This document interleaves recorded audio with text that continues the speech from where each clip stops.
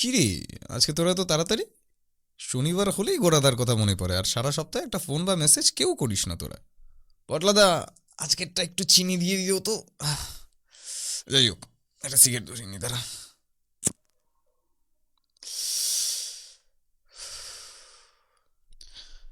আজকে যে গল্পটা শোনাবো আমার খুব প্রিয় লেখিকা পায়েল বিশ্বাসের। গল্পের নাম রহস্যময় মন্দির। ঈশ্বরের লীলা বোঝা বড়ই মুশকিল। তার কৃপা দৃষ্টি কখন কার উপর পড়বে কেউ বলতে পারে না। অনেক সময় কোনো বৃহত্তর কার্যের জন্য কিছু মানুষকে নির্বাচন করে এই ধরাধামে পাঠান। আবার অনেক সময় দুষ্টের দমনের জন্য কোনো সৎ নির্ভীক মানুষের মধ্যে আবির্ভূত হয়ে নিজ অভীষ্ট পূরণ করেন জগতের স্বার্থের মনুষ্যকুলের মঙ্গলের জন্য। আজকের এই গল্পের নায়িকা মহামায়া। 25 বছর বয়সী, শান্ত, বুদ্ধিমতী, সৎ, নির্ভীক, স্পষ্ট বক্তা এক সাংবাদিক। একটা নামকরা সংবাদপত্রের বিনোদন বিভাগের এক কর্মী। অন্যায়ের সাথে আপোষ করা তার স্বভাবে নেই। অনেক বছর নিঃসন্তান থাকার পর মা কালীর কাছে মানত করে তবেই মহামায়ার জন্ম হয়। মহামায়া চিন্তিত মুখে অফিস ক্যান্টিনে বসে আছে। ওর সহকর্মী রাজীব ওকে ওই রকমভাবে বসে থাকতে দেখে জিজ্ঞেস করল, কি হয়েছে? অমন তুম্ব মুখে বসে আছিস কেন? আর কি, সেই একই স্বপ্ন। আবার দেখেছিস? উদ্বিগ্ন হয়ে রাজীব জিজ্ঞেস করল। হুম। কয়েক মাস ধরে মহামায়া এক অদ্ভুত স্বপ্ন দেখছে। চারিদিকে জঙ্গল পরিবেষ্টিত এক রহস্যময় মন্দির, যার দোতলায় মা কালীর মূর্তি। এক লাল বস্ত্র পরিহিত মন্দিরের পুরোহিত তার দিকে অগ্নিচক্ষু মেলে তাকিয়ে আছে। সম্পাদকের ফোন পেয়ে রাজীব তাড়াতাড়ি অফিসে ঢুকে গেল। মহামায়াও একটু পর অফিসে ঢুকে একটা রিপোর্ট লিখতে শুরু করল। ঘণ্টা খানিক পর রাজীব মেসেজ পাঠালো ছুটির পর একসাথে বেরোনোর জন্য। দরকারি কথা আছে নাকি? রাস্তা দিয়ে যেতে যেতে রাজীব উত্তেজিত স্বরে বলল, জানিস, আজ এক আশ্চর্য ঘটনা ঘটেছে। তোর স্বপ্নটা বোধহয় সত্যি হতে চলেছে। মহামায়া চমকে উঠল। মানে? আজ একটা অ্যাসাইনমেন্ট পেলাম। বর্ধমানের নবীপুর গ্রামে যেতে হবে। গ্রাম বলছি বটে, আসলে সেটি মফস্বল। বলে একটু থামল রাজীব। তো মহামায়া উদ্গ্রীব হয়ে জিজ্ঞেস করল, বলছি, সেই মন্দির ঘিরে যত রহস্য দানা বেঁধেছে। তোর স্বপ্নের মন্দিরের যেমন বর্ণনা দিয়েছিলিস, ঠিক সেই রকম মন্দির।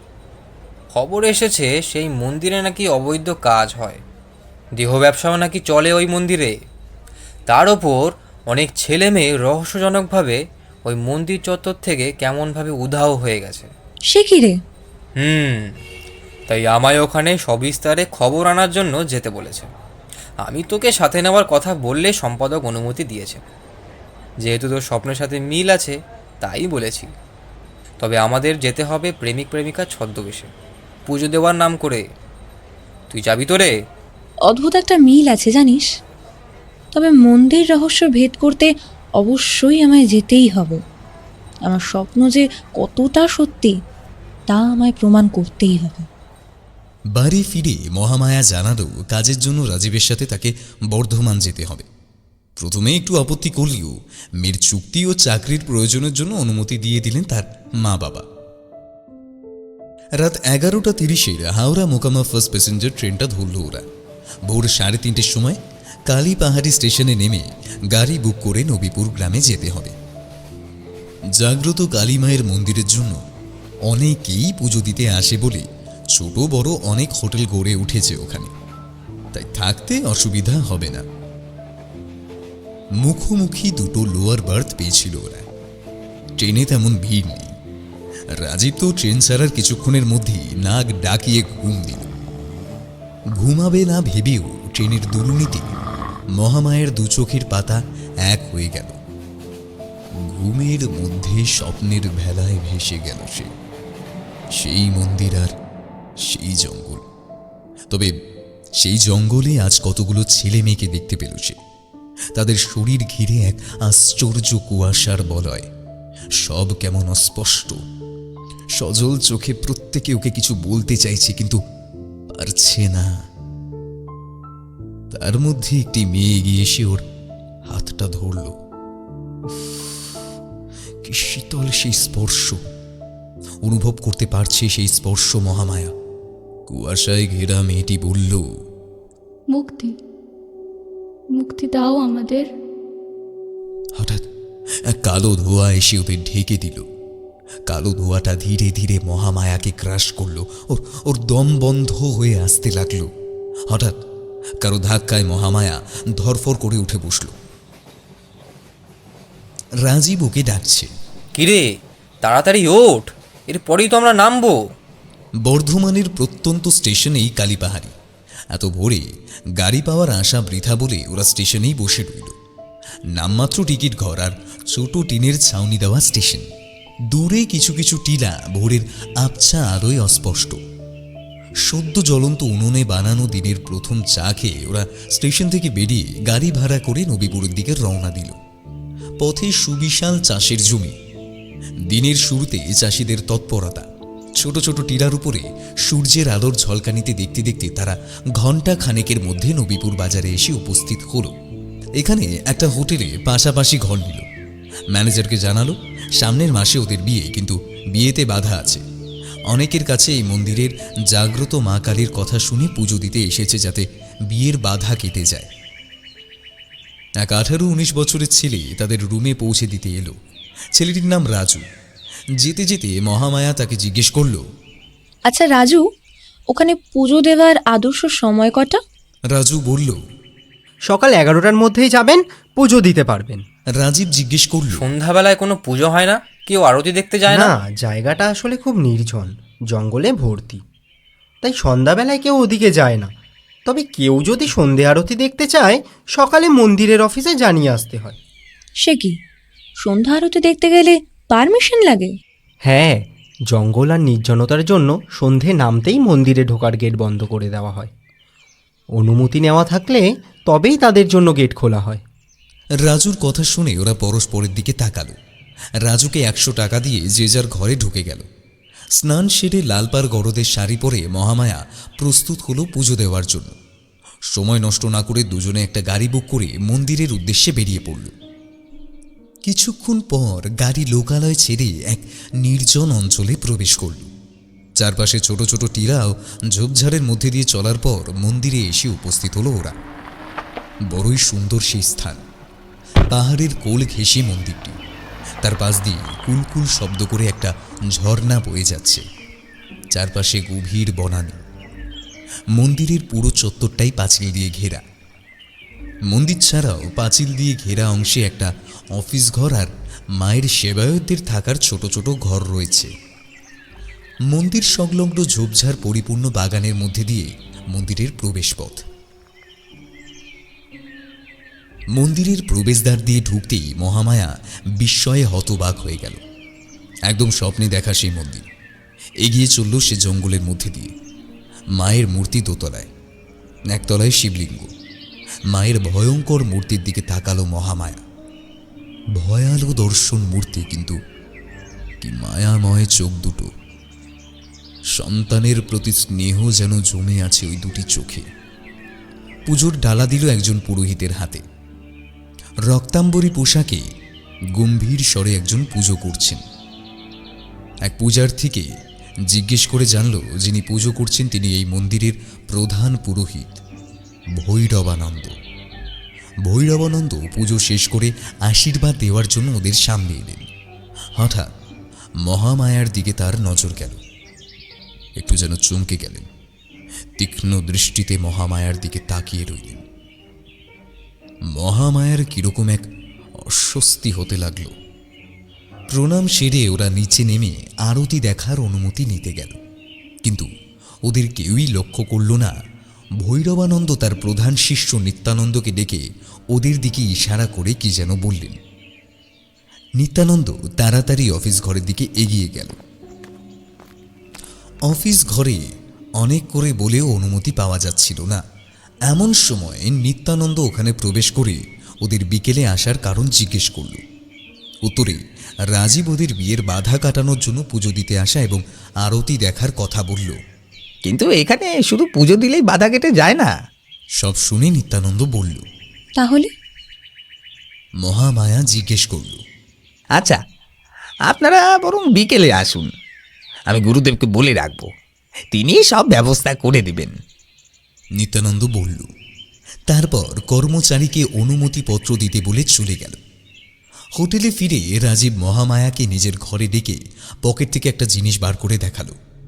চমকে উঠে মহামায়া বলল, এই যে ইউজড কন্ডম, কোথায় পেলি এটা তুই? ওই মন্দিরের জঙ্গলে। তার মানে ওখানে কি না কি হয় এবার বোঝ। সন্ধেবেলা মন্দিরের আশেপাশের জঙ্গলে কিছু নারী পুরুষকে ওরা খুব ঘনিষ্ঠভাবে বসতে থাকতে দেখল, যা এইরকম এক তীর্থস্থানে একদম বেমানান। আজ অন্য একজন পুরোহিত পুজো দিচ্ছেন।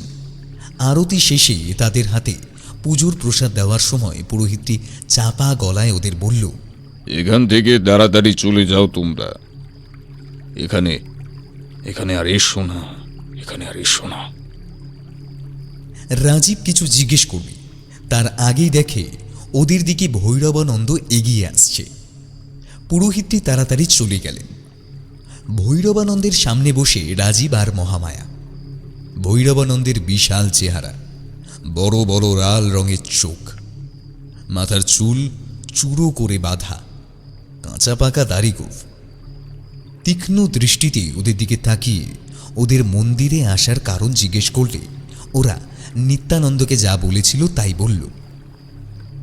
ভৈরবানন্দ ওদের বললেন, ঠিক আছে, আমি মায়ের কাছে তোদের নামে পুজো দেব।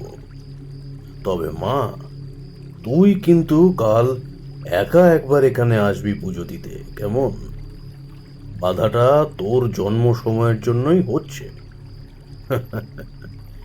কোনো ভয় নেই, আমি আছি তো।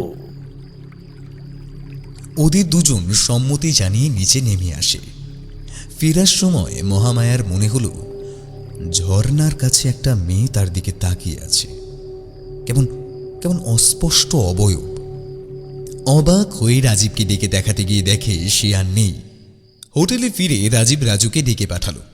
সে আসার পর মহামায়া জানালো যে ভৈরবানন্দ তাকে একা মন্দিরে যেতে বলেছেন। শুনে রাজুর মুখটা শুকিয়ে গেল। সেটা লক্ষ্য করে মহামায়া জিজ্ঞেস করল, কি ব্যাপার রাজু, তুমি কি কিছু লুকাচ্ছ আমাদের কাছে? না না ম্যাডাম, কিছু না। রাজীব বলল, তাহলে ও একা যাবে শুনে তোমার মুখ ওরম শুকিয়ে গেল কেন? আমার তো মনে হয় এই মন্দিরের ব্যাপারে তুমি অনেক কিছুই জানো। আচ্ছা বেশ, আগে আমায় কথা দিন, আমি যা বলবো তা যেন কেউ জানতে না পারে। রাজীব তাকে আশ্বস্ত করে ওকে নিশ্চিন্তে থাকতে বলল। রাজু তখন আস্তে আস্তে বলল, আমরা সন্দেহ করি যে ওই মন্দিরে অনেক অবৈধ কাজকর্ম চলে। যেমন? রাজীব জিজ্ঞেস করল। ড্রাগ, নারী পাচার, দেহ ব্যবসা, সব। অনেক ছেলে মেয়েও অদ্ভুতভাবে নিখোঁজ হয়েছে ওই মন্দির চত্বর থেকে।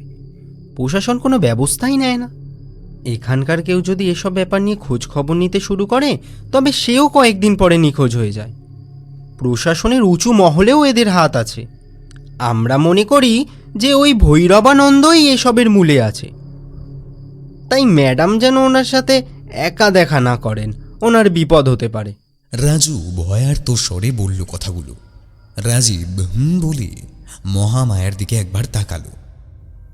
গভীর রাত, নির্জন পরিবেশে রাত যে এত নিস্তব্ধ হয় তা শহরে যারা বসবাস করেন কল্পনাও করতে পারবে না।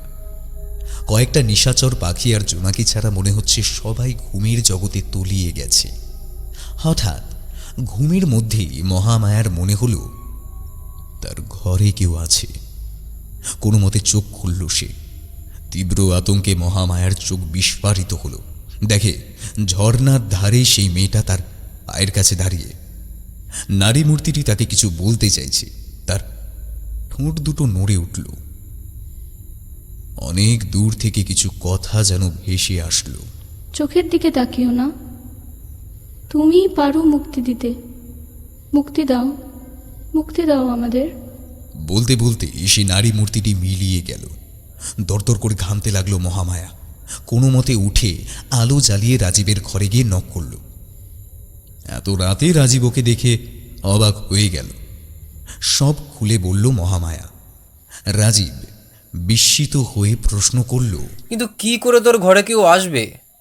তাছাড়া দরজা তো ভেতর থেকে বন্ধ ছিল। আরে তুই কি বোকা রে? ওটা কি কোনো জ্যান্ত মানুষ ছিল নাকি? ওইভাবে কোনো মানুষ কি মিলিয়ে যেতে পারে? ওটা কোনো মেয়ের আত্মা ছিল। মহামায়া বিরক্ত হয়ে বলল, সে কি রে, শেষে ভূত? কিন্তু আমার কাছে কেন? আমি কি করে মুক্তি দেব, আর কার চোখের দিকেই বা তাকাবো না? রাজীব একটু ভেবে নিয়ে বলল, আমার কি মনে হয় জানিস তো, এই মন্দিরের সাথে এই আত্মার কোনো যোগসূত্র নিশ্চয়ই আছে। আর তুইও তো ওকে প্রথম ওখানেই দেখিস। মহামায়া বলল, আমারও তাই মনে হচ্ছে। দেখি কাল মন্দিরে গিয়ে। সারা দিন ধরে মন্দির সম্বন্ধে খোঁজ নেওয়ার চেষ্টা করে গেল ওরা, কিন্তু মন্দিরের ব্যাপারে কেউ কিচ্ছু বলতে চায় না। যে সমস্ত ছেলেমেয়েরা অদৃশ্য হয়েছিল তাদের খোঁজে তাদের বাড়ি অবধি গেল ওরা, কিন্তু কেউ মুখ খোলে না। তবে একটা ব্যাপার ওরা জানতে পারল, যারা নিখোঁজ হয়েছে তারা নিয়মিত মন্দিরে যেত। আরও একটা ব্যাপার, রাজীব আর মহামায়া অবাক হলো যে নিখোঁজ হওয়া ছেলেমেয়েদের মধ্যে অনেকেই ছিলেন প্রেমিক প্রেমিকা। তাদের পরিবারের মানুষরা ভাবে যে তারা অন্য কোথাও গিয়ে বিয়ে করে সংসার করছে, কারণ তাদের পরিবার থেকে তাদের সম্পর্ককে মেনে নেওয়া হয়নি। এইরকম খোঁজ করতে গিয়ে একটি বাড়িতেই সেই আত্মার ছবি দেখতে পেল। মেয়েটির নাম শেফালি। 2-3 বার সে মন্দিরে গেছিল পুজো দিতে, ভালো চাকরির আশায় মানত করেছিল সে। কিন্তু একদিন সন্ধেবেলায় আরতি দেখতে গিয়ে আর ফেরেনি। মন্দিরে খোঁজ নিতে গেলে মন্দির কর্তৃপক্ষ বলেছিল সে নাকি সেদিন মন্দিরেই যায়নি। অবশেষে মহামায়া ভৈরবানন্দর মুখোমুখি হল। মন্দিরের বাইরে রাজীব অপেক্ষায় রইল। কিছুক্ষণ এ কথা সে কথার পর ভৈরবানন্দ মহামায়াকে জিজ্ঞেস করলেন, মা, তুই কি জানিস তোর জন্ম কেন হয়েছে? মহামায়া মাথা নেড়ে না বলাতে বলল, মা কালীর সেবার জন্য। একজন ভৈরবীর সমস্ত লক্ষণ তোর মধ্যে আমি দেখতে পাচ্ছি। এসব বিয়ে সংসার তোর জন্য নয়, এই জন্য বিয়েতে এত বাধা, বুঝলি? কাল রাতে মা স্বয়ং আমার স্বপ্নে দেখা দিয়ে বলেছেন তোকে যেন মায়ের সেবায় আমি নিযুক্ত করি। মা কালী নিজেই চান না তোর বিয়ে হোক, তাই এই বাধা কাটানোর ক্ষমতা কারুর নেই। মহামায়া এসব গালগল্প শুনে অবাক হয়ে ভৈরবানন্দের দিকে তাকিয়ে রইল। ভৈরবানন্দ তার দিকে এক দৃষ্টে তাকিয়ে রইলেন। বললেন, আজ থেকে এই মন্দিরেই থেকে যা, ফিরে যাস না আর। ভৈরবানন্দের তীব্র দৃষ্টি আর গম্ভীর স্বরে বারবার থেকে যাওয়ার কথা শুনতে শুনতে মহামায়ার শরীরটা ঝিমঝিম করতে লাগল। গা হাত পা শিথিল হয়ে গেল, যেন ওর আর ফিরতে ইচ্ছে করছে না। এই মন্দিরেই থেকে যেতে ইচ্ছা করছে সারা জীবনের জন্য। হঠাৎ ভৈরবানন্দের পিছনে শেফালির অপচ্ছায়া ভেসে উঠেই মিলিয়ে গেল। চমকে উঠল মহামায়া, সাথে সাথে ওর ঝিমঝিম ভাবটা কেটে গেল। মনে মনে ভাবল, তাহলে কি ভৈরবানন্দ ওকে সম্মোহন করছিলেন? ওকে উঠতে দেখেই ভৈরবানন্দ অবাক হয়ে গেলেন। আজ আমি যাই। ক্লান্ত স্বরে মহামায়া বলল। তারপর আবার ভৈরবানন্দকে জিজ্ঞেস করল, আচ্ছা, এই মন্দিরে যে অবৈধ কার্যকলাপ চলে তার সম্বন্ধে আপনি কি কিছুই জানেন না? মুখ নিচু করে একটা দীর্ঘশ্বাস ফেলে বললেন, আমার কিছুই করার নেই। এর মধ্যে অনেক বড় মাথা আছে। তবে আমি তোমায় অনুরোধ করছি, তুমি এর মধ্যে থেকো না। মহামায়া আর কিচ্ছু না বলে চলে গেল মন্দির ছেড়ে। গভীর রাতে অত্যাধিক ঠান্ডার জন্য মহামায়ার ঘুম ভেঙে গেল। চোখ খুলে পায়ের কাছে চাদরটা টেনে নিতে যাবে, কিন্তু ভয়ে আর সে নড়তে পারল না। শেফালির আবছা সাদাটে কুয়াশাচ্ছন্ন অবয়ব মহামায়ার পায়ের কাছে দাঁড়ানো। মহামায়াকে ভয় কুকড়ে যেতে দেখে বলল, ভয় পেও না, আমি শুধু তোমায় সাবধান করতে এসেছি। মানে? বলল মহামায়া। এই পাপের সমাপ্তি চাই। অনেক নিষ্পাপ প্রাণ ওদের হাতে কুসংস্কার আর নোংরামির জন্য প্রাণ দিয়েছে। আজও অতৃপ্ত আমরা। মুক্তি দাও আমাদের, ওদের ওদের শাস্তি দাও। আমি কিভাবে পারবো? সঠিক সময়ে সঠিক পথের দিশা তুমি পাবে। মনে সাহস রেখো আর মা কালীর প্রতি অগাধ আস্থা রেখো। তবে খবরদার, ভুলেও ভৈরবানন্দের চোখের দিকে তাকাবে না। বলে ধীরে ধীরে শেফালির আত্মা মিলিয়ে গেল। সকালে ঘুম থেকে উঠে ফ্রেশ হয়ে রাতের ঘটনা রাজীবকে বলবে বলে ওর ঘরে গিয়ে দেখল সে নেই। অবাক হয়ে ভাবল, এটা তো হওয়ার কথা না। ওকে না বলে রাজীব গেল কোথায়? অনেক বেলাতেও রাজীব না ফিরলে রাজুকে ডেকে জিজ্ঞেস করল রাজীবকে দেখেছে কিনা। উত্তরে রাজু বলল, সকালে তো ওনার সাথে দেখা হয়েছিল, উনি তো বললেন মন্দিরে যাচ্ছেন। ওকে না বলে মন্দিরে গেল? নিশ্চয়ই গড়বড় কিছু আছে। এটা ভেবে মহামায়াও মন্দিরের দিকে রওনা দিল। রাজীবকে অনেক খুঁজেও পাওয়া গেল না। পুজো দিল সেখানে। পুরোহিত প্রসাদ দিলেন খেতে। চিন্তিত মুখে প্রসাদটা খেল। ওনাকেই জিজ্ঞেস করলো রাজীবকে দেখেছেন কিনা। তিনি দেখেননি বললেন। হতাশ মনে সিঁড়ি দিয়ে নিচে নামতে যাবে, হঠাৎ মাথাটা ঘুরে গেল মহামায়ার। মন্দিরের মেঝেতেই লুটিয়ে পড়ল সে। দুই চোখে এক রাশ আধার নেমে এলো। মন্দিরের গর্ভগৃহে প্রদীপের আলোয় এক রহস্যময় পরিবেশের সৃষ্টি হয়েছে। মা কালীর বিশাল ভয়ঙ্কর মূর্তি অপর্যাপ্ত আলোয় আরো ভয়াবহ দেখতে লাগছে। মূর্তির সামনে হাড়িকাঠটি রক্তের নেশায় চকচক করছে। পুরো ঘরটি ধূপ ধুনোর গন্ধে ম ম করছে। মায়ের সামনে পূজারত বিশাল দেহী এক মানুষ। আশেপাশেও আরো বেশ কয়েকজন দাঁড়িয়ে। ঘরটির মেঝেতে একটি ছেলে ও একটি মেয়ের অচৈতন্য শরীর শায়িত। আস্তে আস্তে মহামায়ার জ্ঞান ফিরে এলো। চোখ খুলে সে ঘরের আশপাশটা ভালো করে দেখতে লাগলো। উঠে বসল সে। ধীরে ধীরে সব কিছু মনে পড়ল ওর। বুঝল প্রসাদের মধ্যেই কিছু মেশানো ছিল, তাই সে অজ্ঞান হয়ে গেছিল। অদূরে হাত পা বাঁধা রাজীবকে দেখতে পেল সে। ছুটে গেল রাজীবের কাছে। বার কয়েক রাজীব রাজীব বলে ডাকতে সে চোখ মেলে চাইল।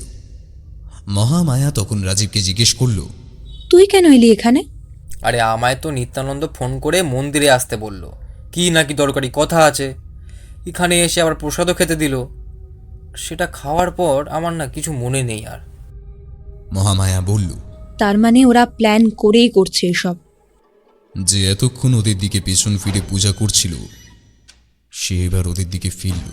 ভৈরবানন্দ? ভৈরবানন্দ। রাজীব মহামায়া অবাক হয়ে বসল। হ্যাঁ, আমি। তোরা কি ভেবেছিস পরিচয় লুকিয়ে একটা গাল গল্প আমায় দিবি আর আমি সেটা বিশ্বাস করব? তোরা প্রথম দিন মন্দিরে আসার পরই জেনে গিয়েছিলাম তোরা রিপোর্টার। অনেক খোঁজ খবর তোরা করেছিস, চাইলে অনেক আগেই তোদের শেষ করে দিতাম, কিন্তু মহামায়াকে আমার দরকার। ভেবেছিলাম আমার বৈরবী করব, কিন্তু আমার সাথে চালাকি করার শাস্তি তো তোদের পেতেই হবে রে। তাই মায়ের কাছে ওকে নিবেদন করব আজ। হ্যাঁ, আজই ওকে নিবেদন করব। ওকে এই বড় অমাবস্যায় বলি দিয়ে আমি আমার ক্ষমতা শতগুণ বৃদ্ধি করব।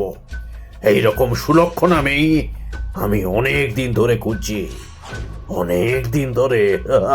এই কথা বলে রাজীবের দিকে তাকিয়ে ভৈরবানন্দ বললেন, না না না না না, চিন্তা নেই।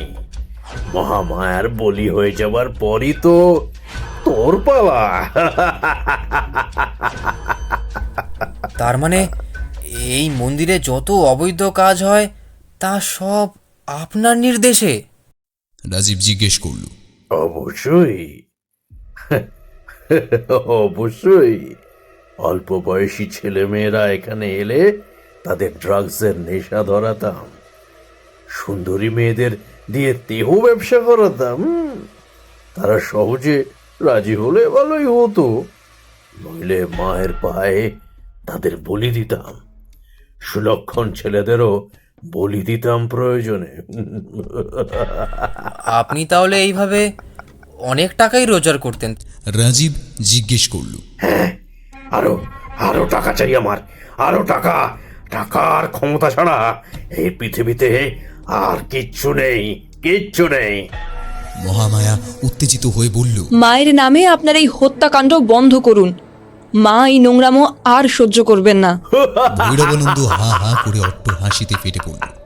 নিত্যানন্দ এগিয়ে এসে বলল, প্রভু, এই মেয়েটির বলির ব্যবস্থা করি তাহলে? হ্যাঁ, তাড়াতাড়ি কর, অমাবস্যা অনেক আগে লেগে গেছে। তবে একটা ব্যাপার আমার খুব আশ্চর্য লেগেছে জানিস, আমি তো সবাইকেই সম্মোহন করতে পারি, হ্যাঁ, কেন পারলাম নাকি সম্মোহন করতে? কেন কেন? পারবিও না শয়তান। মহামায়া যেমন তেমন মেয়ে না, স্বয়ং মা কালীর আশীর্বাদে ওর জন্ম। তাই বলছি, নিজের পাপ আর বাড়াস না, ওকে ছেড়ে দে। রাজীব আদেশের স্বরে বলল। ভৈরবানন্দ গ্রাহ্যই করল না। কয়েকজন মহামায়াকে ধরে হাড়ি কাঠের দিকে নিয়ে এলো। হঠাৎ ঘরের তাপমাত্রা হু হু করে কমতে লাগলো।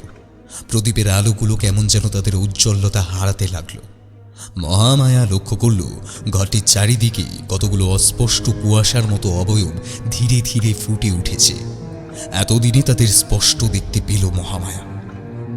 ছেলে মেয়েগুলোর আত্মা প্রচণ্ড ক্রোধে ফুঁসছে। ভৈরবানন্দ তাদের উপস্থিতি বুঝতে পারল। প্রচণ্ড ক্রোধে ভৈরবানন্দ চিৎকার করে বললেন, তোরা এসেছিস কেন এখানে? চলে যা বলছি, কিচ্ছু করতে পারবি না তোরা, কিচ্ছু না। শেফালির আত্মা ভৈরবানন্দের দিকে আঙুল তুলে বলল, তোর পাপের ঘরা পূর্ণ হয়েছে, আজ তোর শেষ দিন। হা হা করে হেসে ভৈরবানন্দ বলল, কে শেষ করবে আমাকে? তুই, এই তোরা তুচ্ছ আমার কাছে, তুচ্ছ আত্মার দল। ভুলে যাস না, তোরা আমার হাতে বন্দী। তারপর শিষ্যদের দিকে তাকিয়ে বলল, এই তোরা দেরি করছিস কেন? বলি প্রস্তুত কর। রাজীব প্রাণপণে চেষ্টা করতে লাগলো নিজেকে ছাড়ানোর, কিন্তু সব চেষ্টা বৃথা। কয়েকজন শিষ্য সেটা দেখতে পেয়ে রাজীবকে মেরে মাটিতে ফেলে চেপে ধরে রইল। হাড়িকাঠটি একটা বেদির উপর স্থাপিত। তার চারপাশে নালার মতো অংশ রয়েছে, যেটা বাইরে বেরিয়ে ঝর্ণার মধ্যে পড়ছে। বলির রক্তটা এইভাবে ঝর্ণার জলে মিশে গিয়ে বয়ে যায়। হাড়িকাঠের কাছে মহামায়াকে এনে তাকে আধবসা করে মাথা হাড়িকাঠে চেপে ধরল একজন। মহামায়ার হাত পিছ মোড়া করে বাঁধা। নিত্যানন্দ খাড়া তুলে নিল। মহামায়ার চোখের সামনে ওর বাবা মার মুখটা ভেসে উঠল। আর কোনোদিনও দেখা হবে না তাদের সাথে। ওদের এই পরিণতির কথাও না ওর বাড়ির লোক না রাজীবের লোক জানতে পারবে। হঠাৎ করে ঘরের তাপমাত্রা বাড়তে লাগলো। মায়ের মুখের দিকে শেষবার চাইল মহামায়া। আশ্চর্য, মা কালী যেন তাদের দিকে চেয়ে আছেন।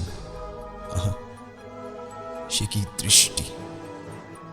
মা যেমন সন্তানের দিকে স্নেহময় চোখে তাকিয়ে থাকেন, তেমনি তিনি মহামায়ার দিকে তাকিয়ে আছেন। মহামায়া টের পেল তার হাতের বন্ধন শিথিল হয়ে গেল।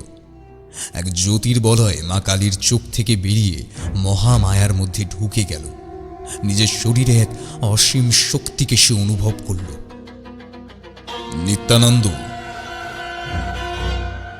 বলে যেই খুব মহামায়ার ঘাড় স্পর্শ করার আগেই হাতের বাঁধন এক ঝটকায় খুলে খপ করে নিত্যানন্দের হাতটা ধরে ফেলল। ঘটনার আকস্মিকতায় নিত্যানন্দ হতভম্ব হয়ে গেল। মহামায়া তৎক্ষণাৎ উঠে দাঁড়িয়ে খাড়াটা নিত্যানন্দের হাত থেকে কেড়ে নিয়ে ওর ঘাড়ে এক কোপ বসিয়ে মাথা ধর থেকে আলাদা করে দিল। মাথাটা গড়াতে গড়াতে ভৈরবানন্দের পায়ের কাছে গিয়ে থামল। নিত্যানন্দের মাথাবিহীন ধরটা দরাম করে পড়ে গেল। চারিদিকে রক্তের স্রোত বয়ে গেল। ভৈরবানন্দ নিশ্চল হয়ে দাঁড়িয়ে তীব্র রাগে মহামায়া খাড়া হাতে নিয়ে ফুঁসছে, যেন মা কালী স্বয়ং দুষ্টের দমনের জন্য আবির্ভূত হয়েছে। কোনো পাপীরা আজ নিস্তার পাবে না তার হাত থেকে। প্রচণ্ড আতঙ্কে ভৈরবানন্দ আরও লক্ষ্য করলেন শেফালি এবং বাকি আত্মারা মহামায়ার পাশে এসে দাঁড়িয়েছে। প্রত্যেকের চোখ তীব্র প্রতিহিংসায় জ্বলজ্বল করছে। মা যেন আজ তার বাহিনী নিয়ে যুদ্ধে নেমেছে। মহামায়া ভৈরবানন্দের দিকে তাকিয়ে গর্জন করে উঠল, আজ তোর আমার হাত থেকে রেহাই নেই। ধর্মের নামে, সাধনার নামে অনেক নিষ্পাপ প্রাণের আহুতি দিয়েছিস তুই। তুই একটা হত্যাকারী পাষণ্ড। তাই আজ মহামায়ার মাধ্যমেই তোকে আমি শাস্তি দেব। ক্ষমা করে দে মা, মা ক্ষমা করে দে, মা ক্ষমা করে দে।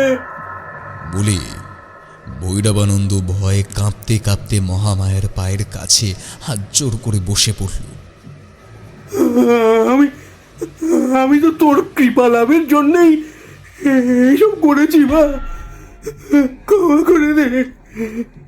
অদম সন্তানকে ক্ষমা করে দে, মা ক্ষমা করে দে।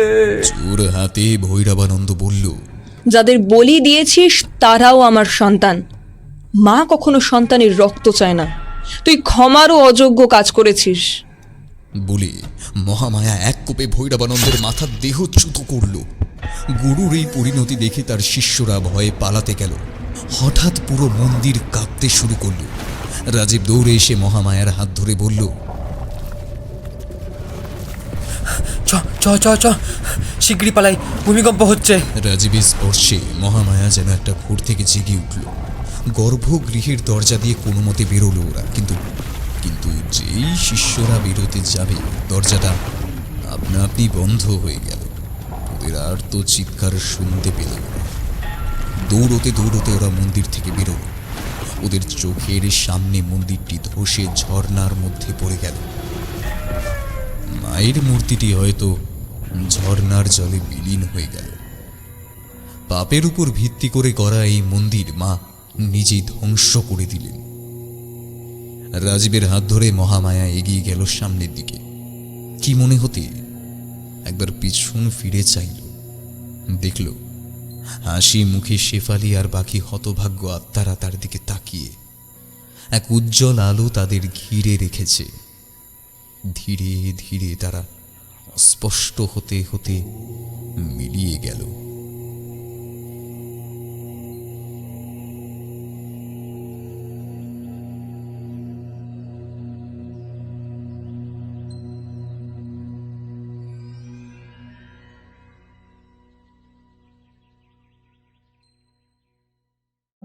শুনছিলেন পায়েল বিশ্বাসের কলমে রহস্যময় মন্দির। গল্প পাঠে আমি ব্রতদীপ। অন্যান্য চরিত্রে প্রিয়জিৎ, অমৃতা, অনুরিমা, পার্থ, আকাশ এবং আমি ব্রতদীপ। শব্দগ্রহণ এবং এডিটিংয়ে দ্য কণ্ঠ। Poster design Satki. Poster calligraphy Avik. আমাদের এই গল্পটি ভালো লেগে থাকলে লাইক করে দেবেন এবং আপনাদের মূল্যবান মতামত কমেন্টে জানাতে ভুলবেন না। আরও নতুন নতুন গল্প শুনতে চ্যানেলটি সাবস্ক্রাইব করে পাশে থাকা বেল আইকনটি প্রেস করে দেবেন, যাতে নতুন কোনো গল্প এলে তা সরাসরি সবার আগে পৌঁছে যায় আপনার কাছে। শুনতে থাকুন ফিয়ার অ্যাড্রেস।